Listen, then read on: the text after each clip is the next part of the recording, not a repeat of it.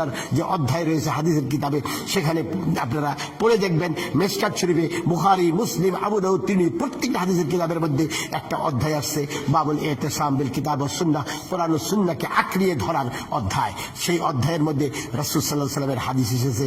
সেই হাদিসগুলোর মধ্যে একটা হাদিস আসছে, তিনি বলেছেন আখিরি জামানায় এমন কিছু লোক আসবে, তারা নিজেদেরকে বলবে নাহনু আহলুল কোরআন, আমরা আহলে কোরআন, আমরা কোরআন মানি, মা ওয়াজাদনা ফিহি আখাযনাহু, আমরা কোরআনের মধ্যে যা পেয়েছি তাই আমরা গ্রহণ করব, আমরা অন্য কোনো কিছু মানি না, অর্থাৎ হাদিস আমরা মানি না, আমরা শুধু কোরআন মানি। অতএব এরা হলো বিভ্রান্ত দল। রাসূল সাল্লাল্লাহু আলাইহি ওয়াসাল্লাম বলেছেন এদের পেট হবে অনেক বড়, ভুঁড়ি হবে বড় বড়, এরা সুপার মধ্যে বসে পেট বাইর করে বসে থাকবে, আর তারা এই কথা বলবে আমরা কোরআন ছাড়া আর কিছু মানি না, কোরআনে যা পাইছে আমরা তাই মানি। যেমন বর্তমান জমানায় যারা কাদিয়ানি, আমাদেরকেও ভুল মনে করে অনেকে কাদিয়ানি বলে, এটা কাদিয়ানি মসজিদ, নাউযুবিল্লাহ, হারাম হারাম। কাদিয়ানি কেরা আর আহলুল হাদিস কেরা তাও বুঝে না, হ্যাঁ, সুন্নিকে আর বেদাতিকে তাও বুঝে না। বলে কি অনেকেই আমরা সুন্নি আর আপনারা আহলে হাদিস। আবার অনেকেই কয় কি আমরা হানাফি আপনারা সুন্নি। ভাই, সুন্নি আর আহলে হাদিস কাকে বলে এইটা আগে ভালো করে শিখে নেন, ভালো করে বুঝে নেন, এর সংজ্ঞা আপনি পড়েন। হ্যাঁ, ইসলামী বিশ্বকোষ রয়েছে, ইসলামিক ফাউন্ডেশন বের করেছে, সেখানে আহলুল হাদিসের সংজ্ঞা দেওয়া আছে, আপনারা পড়েন, জানেন আহলুল হাদিস কাকে বলে। আমাদের সাথে কাদিয়ানীদের সাথে কোনো বিন্দু পরিমাণ সম্পর্ক আছে কিনা, বরং আমরা কাদিয়ানীদেরকে কাফের জানি। হিন্দুরা যেরকম কাফের, নাস্তিকরা যেমন কাফের, কাদিয়ানীরাও তেমন কাফের, শিয়ারাও তেমন কাফের। আমরা কোরআন এবং সুন্নাহ হাদিসে যা আছে তাই আমরা মানি, তার বাইরে কিছু মানি না। ভাইয়েরা, বন্ধুরা, বলতেছিলাম হানাফি মাযহাব এই বাংলাদেশে, ভারতে হানাফি মাযহাব আছে, আর মাযহাব কোনো মাযহাব নাই, আর আছি আমরা আহলুল হাদিস নামে পরিচিত, যাদের সম্পর্কে আব্দুল কাদের জিলানী রাহিমাহুল্লাহ, বড় পীর যাকে আপনারা বলে থাকেন, বড় পীর, পিরানে পীর, দাস্তগীর আব্দুল কাদের জিলানী, হ্যাঁ, সেই আব্দুল কাদের জিলানী রাহিমাহুল্লাহ, ওনার লেখা একটা বই রয়েছে গুনিয়াতুত তালিবিন, পারেন যদি সংগ্রহ করেন। উনি একজন হাম্বলি মাযহাবের লোক ছিলেন, উনি হানাফি মাযহাবের অনুসারী ছিলেন না। উনি রাফউল ইয়াদাইনের পক্ষে কথা বলেছেন, হাদিস বর্ণনা করেছেন ওনার কিতাবের মধ্যে। উনি পায়ের সাথে পা মিলাইতে আমিন জুড়ে বলতে উনি বলেছেন। উনি হাম্বলি মাযহাবের লোক ছিলেন, কিন্তু আমাদের হানাফি বা ভারত উপমহাদেশের হানাফি ভাইয়েরা ওনারে বড় পীর সাহেব হিসেবে জানে, ওনার নামে পারলে 100 বার চুমা খায়, কিন্তু ওনার আকীদা সম্পর্কে তাদের কোনো ধারণাই নেই। এই আব্দুল কাদের জিলানী রাহিমাহুল্লাহ বলেছেন, রাসূল সাল্লাল্লাহু আলাইহি ওয়াসাল্লামের ওই হাদিসকে নিয়ে আসছেন। রাসূল সাল্লাল্লাহু আলাইহি ওয়াসাল্লাম বলেছেন আমার উম্মতের মধ্যে 73টি দল হবে, তার মধ্যে 1টি দল হবে জান্নাতি আর বাকি 72টি দল হবে জাহান্নামী। আব্দুল কাদের জিলানী রাহিমাহুল্লাহ ওনার ওই বইয়ের মধ্যে একটা গাছ অঙ্কন করেছেন, একটা গাছ বানায়ে গাছের বিভিন্ন শাখা প্রশাখা ডাল, একটা ডালের মধ্যে নাম দিয়েছে, ডালের মাথায় মুরজিয়া, আরেকটার নাম আছে শিয়া, আরেকটার নাম দিয়েছে বাতিনিয়া, আরেকটার নাম হলো মুরজিয়া, আরেকটার নাম হলো জাবরিয়া, আরেকটার নাম হলো জাহমিয়া, আরেকটার নাম হলো মুতাজিলা, আরেকটার নাম হলো নকশবন্দিয়া। এরকম ভাবে 72টা নাম 72টা ডাইলের মধ্যে লেখছে। লেখা লইয়া নিচে ডাইলে গাছের গোড়ার মধ্যে লেখছে যে কোরআন নবীর উম্মতেরা সবাই নবীর উম্মতের দাবিদার, কিন্তু এদের মধ্যে থেকে একটা মাত্র দল জান্নাতি, বাকি 72টা দল জাহান্নামী। এবং উনি আলোচনা করে শেষ পর্যন্ত উনি বলেছেন এই পৃথিবীর মধ্যে একটা মাত্র দল, সেই জান্নাতি দল, যারা জান্নাতে যাবে, যে একটা দলের কথা আল্লাহ নবী বলেছেন, সেই দলের পরিচয় হলো যারা পৃথিবীতে বর্তমানে আহলুল হাদিস বা আসহাবুল হাদিস নামে পরিচিত, এবং যারা পৃথিবীর বিভিন্ন দেশে বিভিন্ন নামে পরিচিত আছে। কোন দেশে আছে আনসারুল সুন্নাহ, আবার কোথাও আছে জামাআতুত তাওহীদ, এরকম ভাবে বিভিন্ন নামে তারা পরিচিত। তারা কোরআন এবং হাদিসকে অনুসরণ করে, কোরআন ও সহিহ হাদিসের অনুসারী, তারা অন্য কোনো দলের অনুসারী না, কোনো ব্যক্তির অনুসারী না, তারা আল্লাহ রাসূলের বাইরবি করে। এরাই হলো হকপন্থী দল। আলহামদুলিল্লাহ, যারা কিতাবপত্র পড়ে, যারা তাফসীর হাদিস শুরুহাত পড়ে, ধর্মীয় বই পুস্তক পড়ে, তারা জানে সারা পৃথিবীর সমস্ত যুগ যুগ ধরে সমস্ত মুহাদ্দিসিনে কেরাম আহলুল হাদিসদেরকে অগ্রাধিকার দিয়েছেন এবং তাদেরকে প্রাধান্য দিয়েছেন, তাদের মতকে। এবং বিভিন্ন মতের মধ্যে এখানে তারা প্রত্যেকের তাদের কিতাবের মধ্যে একটা মত এনেছেন, এটা আহলুল হাদিসদের মত, এটা আহলুল হাদিসদের মত এবং আহলুল হাদিসদের আমল, আহলুল হাদিসরা এই দলিল ভিত্তিতে আমল করেন এইভাবে ওনারা। এবং আহলুল হাদিসদের সম্পর্কে সারা পৃথিবীতে এটা সর্বস্বীকৃত যে সারা পৃথিবীতে যদি শিরক এবং বিদআত মুক্ত কোনো সংগঠন থাকে, কোন মতবাদ থাকে, সেটা হলো আহলুল হাদিস। তাছাড়া পৃথিবীতে আর কোন মতবাদ শিরক বিদআত মুক্ত নেই। কাজেই আমাদেরকে মনে করতে হবে আজকে আমরা এগুলো নিয়ে অনেক বিভেদ করি, অনেক ঝগড়াঝাটি করি, কোনো প্রয়োজন নাই, কোনো লাভ নেই। আমি যেটা বলতেছিলাম যে বাংলাদেশে আহলুল হাদিস এবং হানাফি ভাইয়েরা আছেন। যারা হানাফি দাবি করি, এ দেশের শতকরা 90 জন, 100 ভাগ মুসলমানের মধ্যে মনে করেন 100 ভাগ মুসলমান, 100 ভাগ মুসলমানের মধ্যে 90 ভাগ মনে করেন হানাফি, আর 10 ভাগ আমরা আহলুল হাদিস আছি। 10 ভাগই ধরি আহলুল হাদিস আছি। আপনি 90 ভাগ ভাইদেরকে আমি অনুরোধ করব, আপনাদেরকে পায়ে ধরে হাতে ধরে বলি, আপনারা যে ইমামের কথা বলেন, দাবি করেন, দোহাই দেন, ইমাম আবু হানিফা রাহমাতুল্লাহ আলাইহি, উনার আকীদার কিতাব পড়েন এবং উনার আকীদাকে আপনারা মানেন। আমার কথাটা বুঝতে পারছেন? ওনার কিতাব পড়েন এবং উনার আকীদা মানেন, তাইলে আপনারা সত্যিকার হানাফি হইবেন, পরিপূর্ণ হানাফি হতে পারবেন, সত্যিকারে হানাফি হতে পারবেন যদি উনার আকীদাকে মেনে চলেন। এবং আরেকটা কথা বলি আপনাদেরকে, যারা মুসলমান, যারা মুমিন,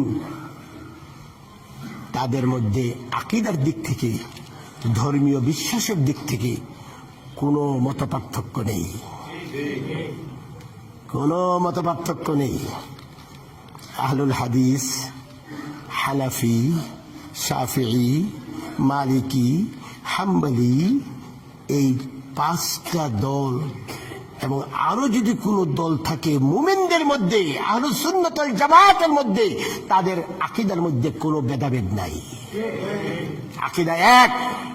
কারণ আকীদার মধ্যে কোনো ভেদাভেদ থাকতে পারে না, থাকলে তো সে মুমিন হবে না। ঠিক আছে? কাজেই ইমানের বেলায় কোনো মতপার্থক্য থাকা যাবে না, থাকতে পারে না, নেই। আমি আপনাদের সামনে আরো বলেছি, সৌদি আরবের বিভিন্ন বিশ্ববিদ্যালয়ে, বিশেষ করে মদিনা ইসলামী বিশ্ববিদ্যালয়ে 4 বছর অনার্স ক্লাস, অনার্স কোর্স তো 4 বছর, আমাদের দেশেও অনার্স 4 বছর, তাই না?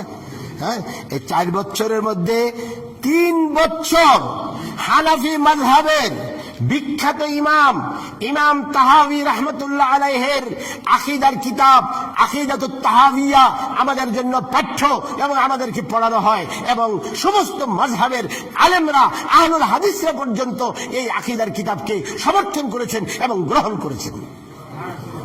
আমরাও সেই আকীদায় বিশ্বাসী, আমি আমার সেই আকীদায় বিশ্বাসী। আমার কাছে আকীদাতুত তাহাবিয়া 2-3 খণ্ড ভলিউম আছে। আমি যখনই যে কোনো সমস্যায় পড়ি, কেউ আমাকে আকীদাগত প্রশ্ন করেন, আমি সেই কিতাব পড়ে দেখে আমি তার প্রশ্নের জবাব দিই। তাই নাকি? আমিও হানাফি না? কি বলেন? আমি আমানুল্লাহ হানাফি। কোন দিক থেকে? আকীদার দিক থেকে, আকীদার দিক থেকে, ইমানের দিক থেকে। অতএব আমাদের আকীদা এবং ইমান অবশ্যই এক হতে হবে, আমাদের মধ্যে কোনো তারতম্য থাকা যাবে না। অতএব আমি আপনাদেরকে অনুরোধ করব, আপনারা এই কিতাবখানা কিনেন, বাংলায় হয়েছে, ইমাম আবু হানিফা রাহমাতুল্লাহ আলাইহির আকীদার কিতাব আকীদাতুত তাহাবিয়া, এবং ইমাম তাহাবী রাহমাতুল্লাহ আলাইহির শরহ আকীদাতুত তাহাবিয়া, এটাও অনুবাদ হয়েছে। আকীদাতুত তাহাবিয়া মূল কিতাবটা ছোট এবং ব্যাখ্যাটা সরাটা কয়েক খণ্ডে হয়েছে, এটাও বোধহয় বাংলা হয়েছে। আপনারা এই কিতাবগুলো কিনে পড়েন, পড়লে আকীদা সম্পর্কে জানতে পারবেন, আপনাদের স্বচ্ছ ধারণা হবে। এবং আমাদের মধ্যে আপনাদের সাথে যে আমাদের একটা দূরত্বতা, আসলে একটু দূরত্বতা, মনের দূরত্বতা, হ্যাঁ, এটা ইনশাআল্লাহ দূর হয়ে যাবে, চলে যাবে। আমরা অনেক কাছে হয়ে যাব। আমরা যে একে অপরের ভাই, আমাদের মধ্যে কোনো বিভেদ নাই, আমরা যে কেউ কারো শত্রু না, আমরা একজন আরেকজনের বন্ধু, একজন আরেকজনের ভালো চাই, আমরা একই আল্লাহর বান্দা, একই নবীর রাসূল, একই জান্নাতে যাব, একই জাহান্নামকে আমরা ভয় করি, এটা আমরা বুঝতে পারবো কমপক্ষে। হ্যাঁ, আল্লাহ রাব্বুল আলামিন আমাদের সবাইকে তৌফিক দান করেন, আল্লাহুম্মা আমিন। তাহলে আসেন, যারা নাকি আল্লাহকে বাদ দিয়ে অন্যদের কাছে ধন্না দেয়, অন্যদেরকে ডাকে, মনে করে এরা আমাদের সাহায্য করবে, এরা আমাদের উপকার করবে বিভিন্ন ক্ষেত্রে। তাহলে কি তারা আল্লাহ রাব্বুল আলামিনের এই 3টা 4টা আয়াতকে তারা বিশ্বাস করে কি করে না? যে 3টা আয়াত বললাম আল্লাহর সম্পর্কে, আল্লাহ বলেছেন, হ্যাঁ, এই 4টা আয়াতকে তারা বিশ্বাস করে না। তাই কোরআনের একটা আয়াতকেও যদি কেউ বিশ্বাস না করে তার কি তার ঈমান থাকবে? সে কি হবে? কাফের বা মুশরিক। তাহলে আমাদের ভাইরা 4টা আয়াতকে অস্বীকার করতেছে, অবিশ্বাস করতেছে। তাদের এই ইয়াকিন, এই বিশ্বাসটুকু আল্লাহর প্রতি নাই, আস্থা নাই যে আল্লাহ আমার ডাকে সাড়া দিবেন। আল্লাহ কাছে আমি যা চাবো আল্লাহ শুনবেন এবং আল্লাহ আমার দোয়া কবুল করবেন। আল্লাহু আকবার। এই বিশ্বাস আমাদের অন্তরে থাকতে হবে। এটারই নাম ঈমান। ঈমানের অনেক প্রকার রয়েছে, তার মধ্যে এটা একটা গুরুত্বপূর্ণ পয়েন্ট, গুরুত্বপূর্ণ সাইড যে আল্লাহ রাব্বুল আলামিন আমাদের সকলের ডাকে সাড়া দেন এবং আমরা আল্লাহর কাছে যে যা বলি আল্লাহ সাথে সাথে সেই দোয়া কবুল করেন। উদউনি আস্তাজিব লাকুম। আল্লাহ কি বলছেন? তোমরা আমাকে ডাকো, আমি তোমাদের ডাকে সাড়া দিব, অর্থাৎ তোমাদের ডাক দোয়া কবুল করব। তোমরা আমার কাছে দোয়া করো, আমি তোমাদের দোয়া কবুল করব। এটা আল্লাহ প্রতিশ্রুতি দেন নাই? হ্যাঁ, এবার যদি আল্লাহ দোয়া কবুল না করেন, নাউযুবিল্লাহ, তাহলে কি আল্লাহ, নাউযুবিল্লাহ, আল্লাহ কি সত্যবাদী হলেন না মিথ্যাবাদী হলেন? নাউযুবিল্লাহ। আল্লাহ কি মিথ্যা কথা বলেন কখনো? আল্লাহ ওয়াদা খেলাফ করেন? হ্যাঁ, কখনো হতেই পারে না। তাহলে আল্লাহ রাব্বুল আলামিন যেটা ওয়াদা করেছেন অবশ্যই ওয়াদা পুরা করবেন। এখন আপনি বলতে পারেন যে হুজুর, জীবনে কত দোয়া করলাম, একটাও তো কবুল হইল না। কি এই ধারণাটা আছে না আপনাদের, আমাদের অনেকেরই, যে কত দোয়া করলাম একটাও তো কবুল হইল না দেখি। তাহলে আল্লাহ যে কইছে যে তোমরা আমার ডাক দাও, আমি তোমার ডাকে সাড়া দেবো, দোয়া কবুল করবো, তাহলে এটা কেমন হইল? হ্যাঁ, এটার ব্যাখ্যা রাসূলুল্লাহ সাল্লাল্লাহু আলাইহি ওয়াসাল্লাম দিয়েছেন। 1 নম্বরে, একজন মানুষ অবৈধ কোনো কিছু চাচ্ছে, হ্যাঁ, একটা মেয়েকে অবৈধভাবে বের করে নিয়ে এসে বিয়ে করবে। হ্যাঁ, সে একটা বাড়িতে গিয়ে চুরি করবে, ডাকাতি করবে, অবৈধ যত কাজ আছে, অবৈধ কাজের জন্য সে আবার আল্লাহর কাছে দোয়া করতেছে, আল্লাহ গো আমারে এই কামটা করবার দিয়ে তুমি। হ্যাঁ, আসেন, এই কাজও আল্লাহ ওকে করতে দিবে যখন ও নাকি এই কাজের মধ্যে ডুবে যাবে, ওর কাজ নিশ্চয়ই এটা, ও এইগুলো করে জাহান্নামী হবে। এবার আল্লাহ ওর জন্য ওই রাস্তাটারে আরো সুগম করে দিবেন, তুই আরো বেশি করে জাহান্নামী হ, বেশি করে পথভ্রষ্ট হ, যাতে পরিপূর্ণ জাহান্নামী হয়ে তুই মৃত্যুবরণ করে জাহান্নামে যেতে পারস। ঠিক আছে? আচ্ছা, চোর যখন চুরি করতে যায়, সিং খুঁজতে যায়, তখন সে কি কয় গেলেন? আল্লাহ আল্লাহ আল্লাহ তুই আমারে বাঁচাইও, আল্লাহ আমার রক্ষা করো, আমারও যদি বাড়ির মালিকে ধরতে না পারে, আল্লাহ আমি যদি ধরা না খাই, কি বলে কিনা কত? হ্যাঁ, আরে ভাই, এটা বাস্তব। আমি আমাদের মসজিদে এখানে একটা স্টিলের আলমারি ছিল, অনেকদিন আগে টিনের ঘর যখন ছিল, তখন আমি কেন যেন রাত্রে উঠে আসছি, রাত্রি 2টা 2:30টার দিকে উঠে এসে দেখি একজন মানুষ ফাল দিয়ে এখান থেকে বেরিয়ে গেল। তারের বেড়া ছিল, যারা ডিঙ্গিয়ে বেরিয়ে গেল আর খালি করে আল্লাহ আল্লাহ আল্লাহ। আমি এতটা বুঝে ছাড়তে পারি নাই যে এটা চোর। সকালবেলায় দেখি আলমারি ভেঙে ডয়ার থেকে যে কটা টাকা ছিল সব নিয়ে গেছে। বাস্তব। আল্লাহ আল্লাহ বলতে কি আল্লাহর কাছে দোয়া করতেছে, আল্লাহ ধরো না বলি। দেখছেন, তাহলে চোরেও আল্লাহর নাম নেই। হ্যাঁ, এবার আসেন, একজন বৈধ কোন দোয়া আল্লাহর কাছে করলো। এখন বৈধ দোয়া আল্লাহ রাব্বুল আলামিন কবুল করেন 3 ভাবে।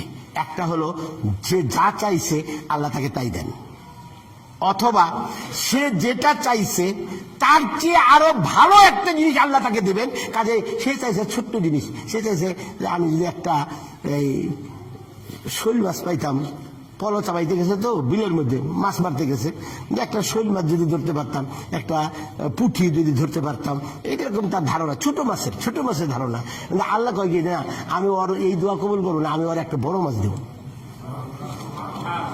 ওরা একটা বিরাট বল মাছ ওর জালের মধ্যে তুলে দিব, বিরাট রুই মাছ তুলে দিব। তাইলে ওর ছোট্ট দোয়া আল্লাহর কবুল করার দরকার নাই, আল্লাহ তোমার জন্য বড়টা মঞ্জুর করে রাখছেন। ঠিক আছে, আমরা বুঝি না, আমরা মনে করি যে আল্লাহ দোয়া কবুল করেন। অবশ্যই আল্লাহ আমাদের দোয়া কবুল করছেন। আল্লাহ আমাকে এই আমার দোয়া কবুল করে, আমি তো আল্লাহকে ছোট একটা জিনিস চাইছি, আল্লাহ আমাকে এর বিনিময়ে কি দিবেন?